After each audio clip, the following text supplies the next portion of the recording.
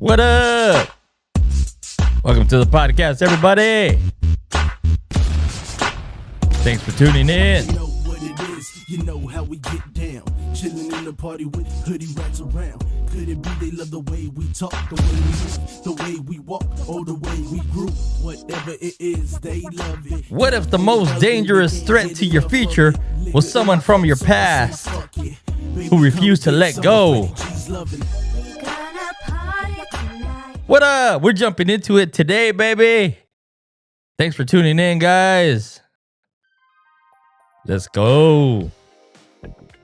Yeah. How about them Niners, baby? Yeah.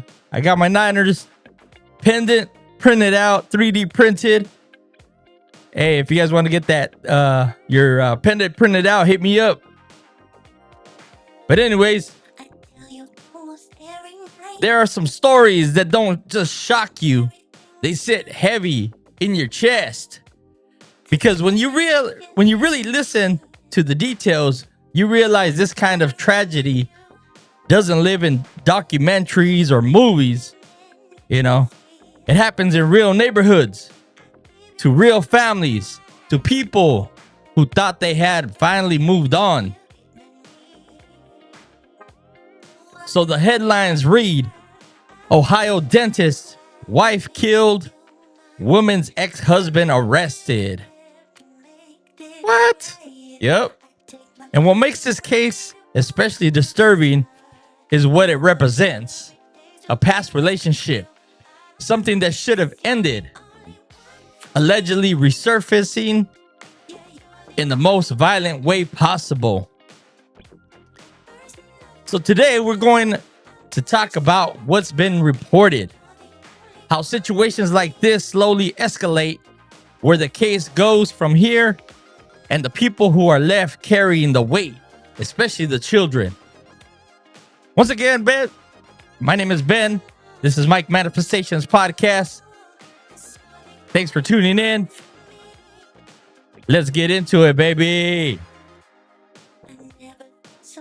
So what happened? It's crazy, huh? According to authorities, an Ohio dentist's wife was found murdered. A discovery that immediately triggered an intense investigation. Early on, investigators worked to determine whether this was random or if it was targeted. Was there forced entry? Was anything stolen? Was this a crime of opportunity or something personal? As the case developed, attention shifted away from strangers and towards someone connected to the woman's past, her ex-husband. Eventually, police arrested the ex-husband in connection with the killing. Man, guy just not wanting to let go.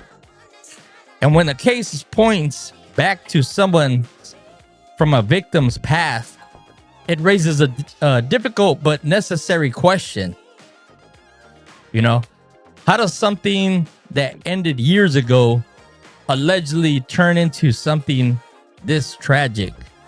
Right? It's like, man, just let it go, bro. Just let it go. She don't want to no more. But how it gets to this point, you know, just a slow escalation, bro. Cases like this almost never explode overnight.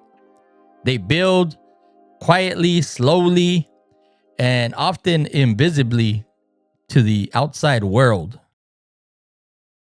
You know, it usually starts with someone who never truly accepts the end of a relationship. Like I said, you know, not willing to let go. You know, instead of just grieving and moving forward, moving on, they stay emotionally stuck. And over time, that can turn into resentment, fixation, a sense of entitlement. You know, especially when the other person moves on, remarries, rebuilds a new life, you know, and finds happiness. You know, some people feel that, oh, you just moved on too quick, you know, from everything. It's like you didn't really even care, you know. But for someone who tries their identity, to control, that can feel unbearable. Not because the victim did anything wrong, but because moving on forces the other person to face reality, that wake up call. And for some people, reality feels like humiliation. Like they're getting humiliated because they no longer want them or no longer are being loved. Experts have long warned that the most dangerous time for someone can be after leaving a relationship, not during it. Because when control is lost, some people don't let go. They escalate it. How many of you have heard of that? If I can't have you, nobody can have you. It gets to that point. It gets crazy, bro. That escalation can look like, obsession thoughts. Like I said, they start monitoring your social media. You get unwanted contact. They show up unexpectedly. Using children as leverage, making subtle or direct threats, or creating an atmosphere of fear that slowly gets normalized. For them, it's like, oh, it's just normal. And when fear becomes normalized, people stop calling it danger. They call it stress. They call it drama. They call it something that will pass, he'll get over it at some point, But sometimes it doesn't. And that's pretty much where we're at right now, It's crazy, bro. What investigators what investigators look for.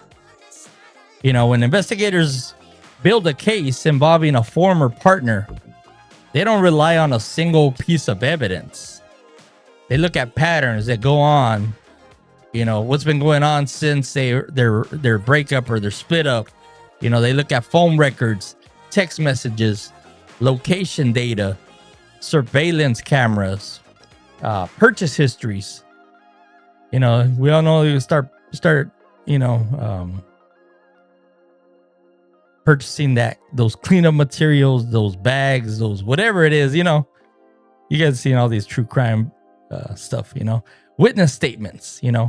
Prior police reports. If there's been any other disturbance of the peace or anything like that. So they construct timelines minute by minute. And in cases like this, motive is often emotional. Control, jealousy, resentment, obsession. Not love, not heartbreak, but control. That's what they're looking for. All these different patterns and stuff like that. So like I said, a couple episodes back, we dropped the mic drop confessions. Stories like this don't just live in headlines.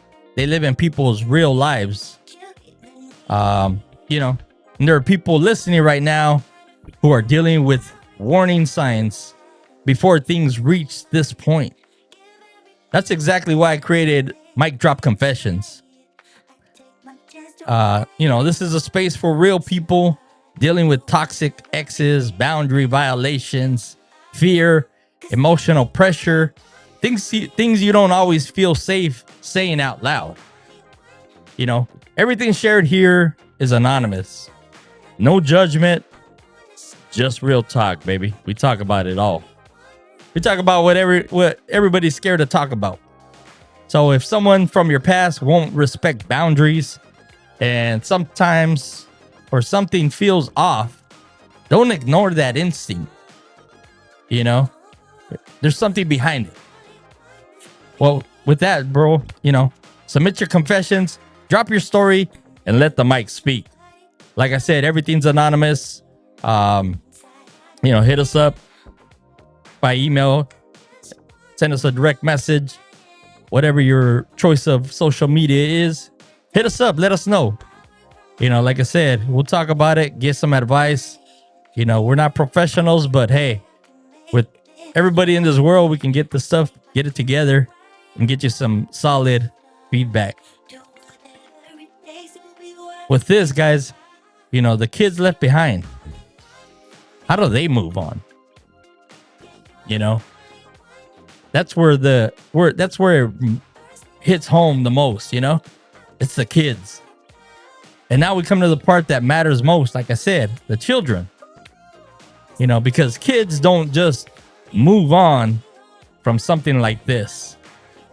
They carry it for the rest of their lives.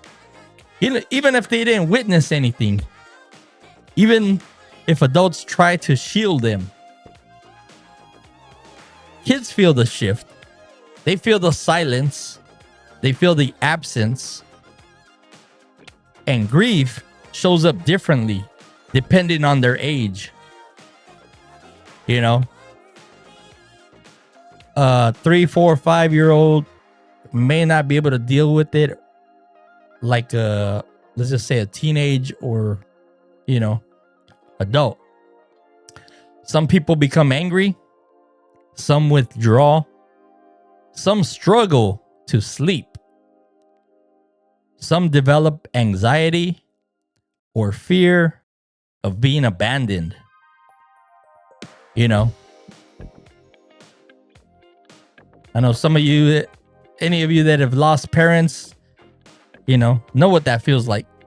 I personally know what that feels like, but like I said, as I grow, as I'm an adult, as I grow in ages, I realize that it's not abandonment. It's just something that's beyond our control. If it were up to the parents, they wouldn't want to abandon their kids, And one of the hardest parts, kids sometimes feel guilty for smiling again, for laughing, for feeling okay. That's ridiculous. That's crazy, bro. What kids need most after trauma is consistency, honest, age-appropriate conversations, reassurance, and support. Often professional support. Because they can't do it alone. Because healing isn't about forgetting. It's about learning how to live with what happened without letting it define your future. It's crazy, huh?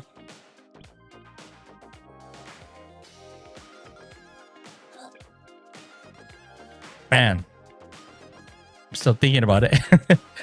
But anyways, guys, with that, I want to pause here for just a moment because conversations like this are heavy. Staying mentally, present through them takes real focus. Today's episode is sponsored by Dubby Energy. www.dubby.gg.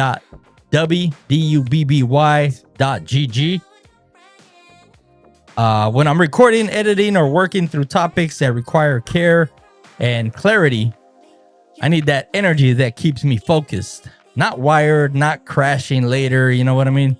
W delivers clean, steady energy without the junk. If you want to support the podcast, head over to www.w.gg and use our promo code Mike Manifestations Podcast 24 for 10% off your entire order. That's www.w.gg. Promo code Mike Manifestations Podcast 24. All right, let's finish with this conversation, baby. Let's get back into it. So where does the case go now from here? A lot of you are thinking, it's like, man, what the heck happens to these people, to these families? Excuse me. So after an arrest, the legal process moves slowly. There are court appearances, bond decisions, evidence reviews, motions, and potentially a trial. For families, this means waiting, reliving the story, and trying to grieve while justice takes its time. Which it can be years down the line. Crazy, Give me 1 second, guys. Shoot. My throat's killing me.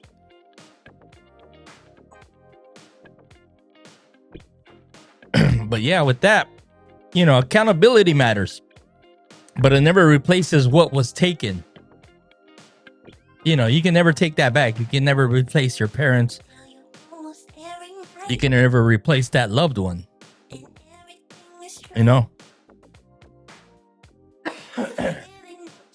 But anyways, like I said, this case is devastating, but it's also a warning.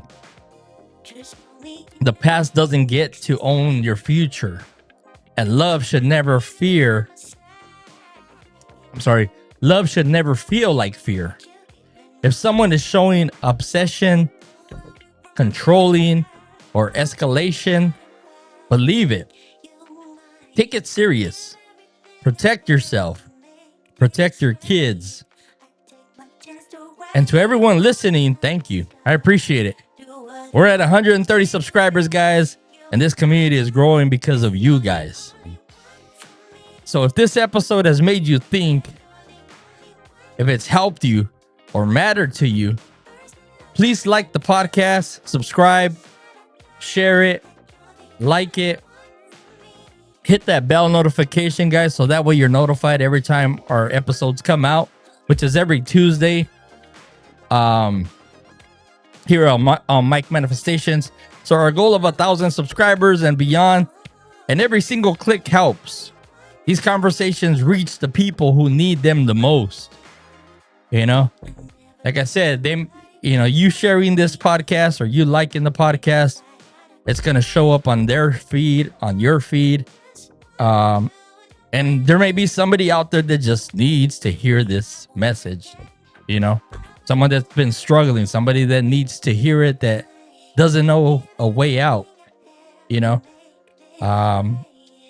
but like I said, guys, make sure you guys hit up that mic drop confessions as well. We've had a couple good ones the last couple weeks, so let's keep it rolling. Like I said, everything's anonymous. Hit up the mic drop confessions, send us a text message, send us an email, send us a DM on all our social media platforms. They're all listed down in the comments or in the description. Once again, this has been Mike Manifestations Podcast, guys. Stay aware, stay grounded, and most of all, stay human, baby, because we all tend to veer off course every now and then. But with that, guys, we'll catch you guys on the next one, baby. We out. Peace. Love you guys.